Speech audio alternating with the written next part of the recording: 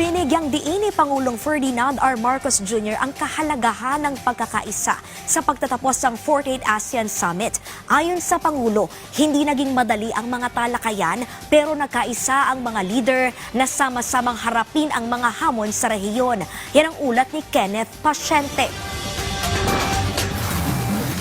Malinaw ang mensahe ni Pangulong Ferdinand R. Marcos Jr. sa pagtatapos ng 48th ASEAN Summit and related meetings sa Cebu.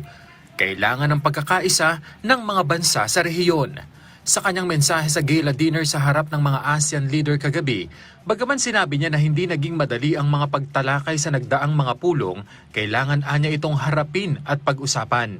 Across our sessions, we examined thoroughly issues on energy security, food resilience, the safety of our nationals, and the broader pressures created by an increasingly uncertain geopolitical environment. These were not easy discussions, but they were necessary ones. The strength of ASEAN has never depended on the absence of difficulty.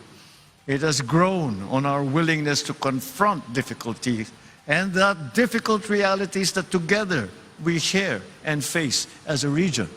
Binigyang diin din ni Pangulong Marcos Jr. na konektado ang mga bansa sa Timog Silangang Asya, kaya kailangan anya ng pagtutulungan, pagkakaisa at kooperasyon sa anumang hamon sa rehiyon. So as we return to our respective capitals, let us do so with a renewed understanding that while our countries may face different pressures, our long-term security remains closely connected. No member state can insulate itself entirely from instability beyond its borders. But neither should any member state feel that it must face these challenges alone.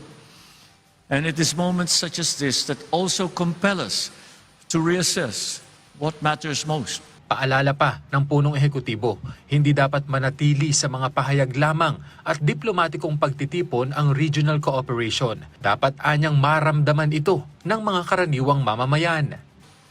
If there is one lesson the recent weeks have reinforced, it is that regional cooperation must ultimately serve people in practical ways. Our citizens do not measure our success by the number of inspirational statements that we issue.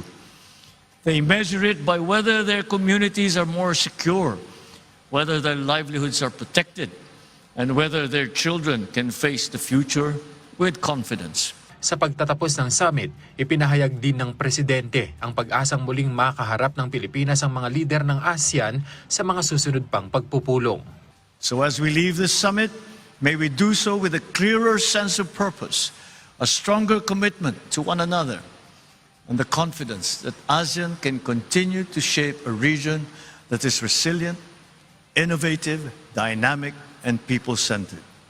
Kenneth Pasyente, para sa Pambansang TV, sa Bagong Pilipinas.